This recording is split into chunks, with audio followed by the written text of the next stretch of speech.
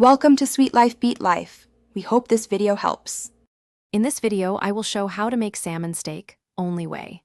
Start by patting the salmon dry and seasoning both sides with salt and pepper, then let it rest for 5 minutes while you preheat a heavy skillet over medium heat.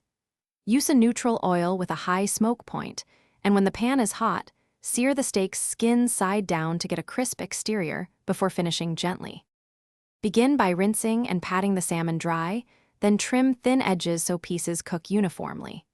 Season simply with salt and pepper and let the salmon rest at room temperature for 5 minutes to reduce chill.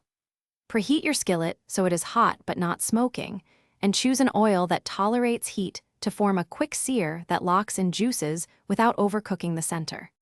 Sear the salmon skin side down first, pressing gently so the skin makes full contact and crisps up nicely without sticking. Flip the steak only once and finish on lower heat or transfer to a moderate oven if thickness requires gentle cooking. Allow the steak to rest a few minutes off the heat so juices redistribute, then serve with a squeeze of lemon or a simple herb butter. Thanks for watching. Consider subscribing if we helped you.